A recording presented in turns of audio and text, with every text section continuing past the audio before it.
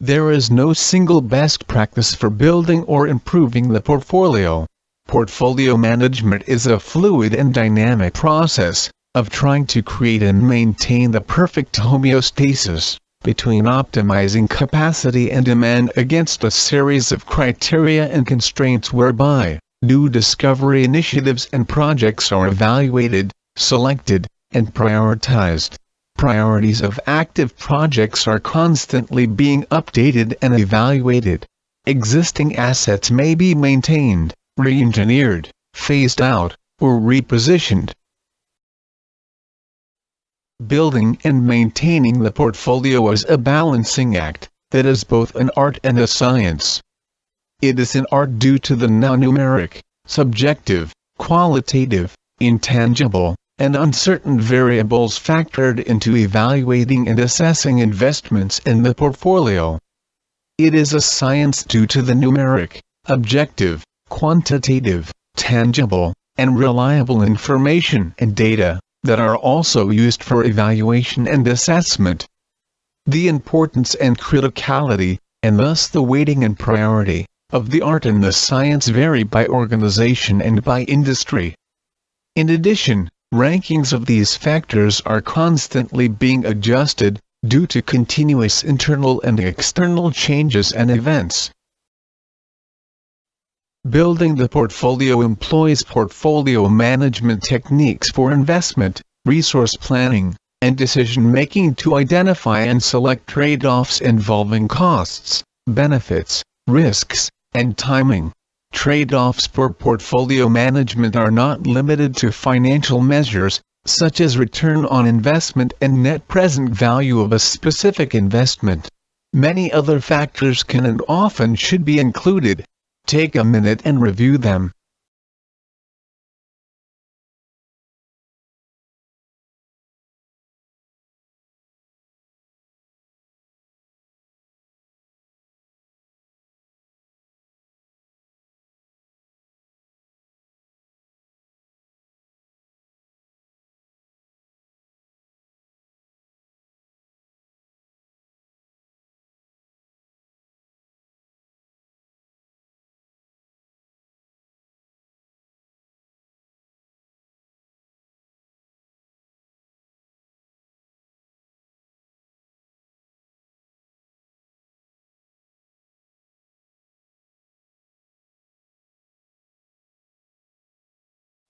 The portfolio management framework assigns weighting and criteria to these factors.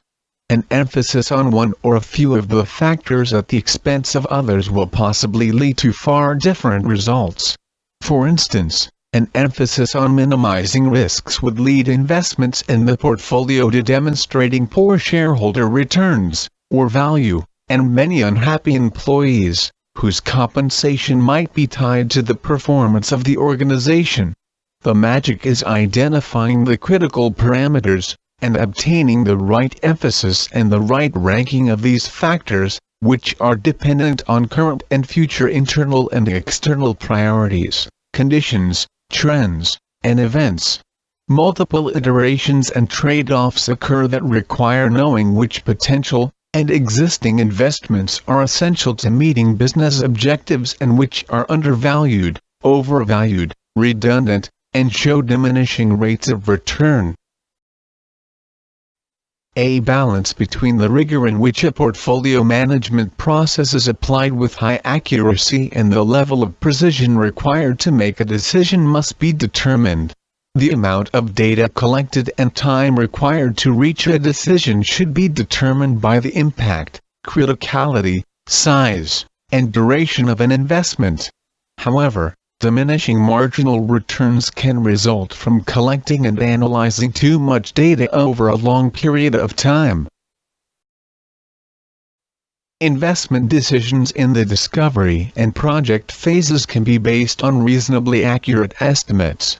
Although Online-PMO presents advanced modeling and simulation techniques for valuing investments, highly detailed financial modeling, granular project and task plans, and comprehensive revenue and cost estimates to assess each potential discovery or project investment can be inefficient, and do not necessarily translate into better decision-making.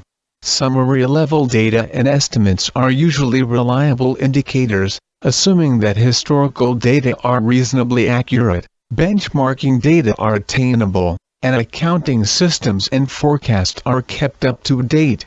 However, if estimates consistently prove to be unreliable, assess the source of the information, the methodology behind the estimating techniques, and the assumptions used.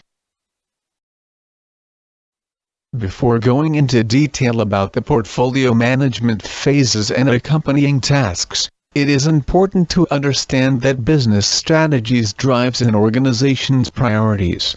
They might include improving productivity, expanding into new markets, transitioning from a product-based to a service-based entity, or developing new products and solutions.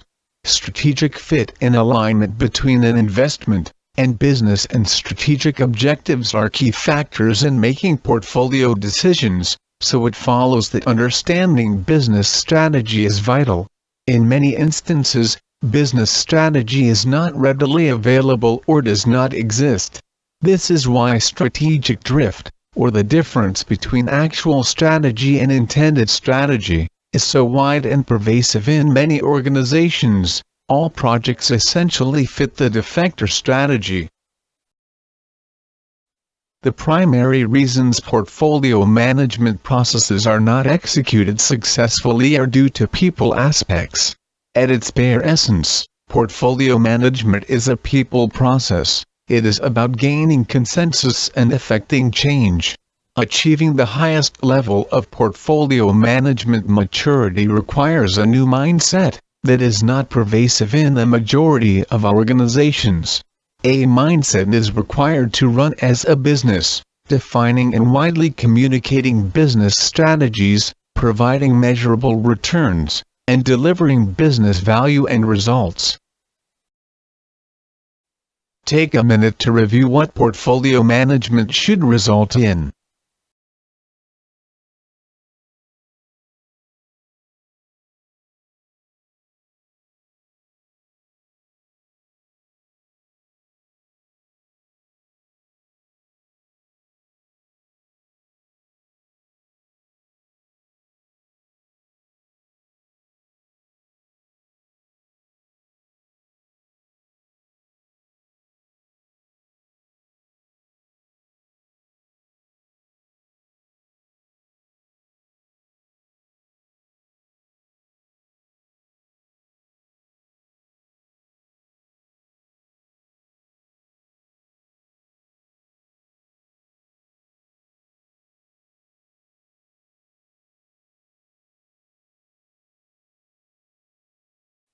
There are three important staples of portfolio management: value, risks, and costs.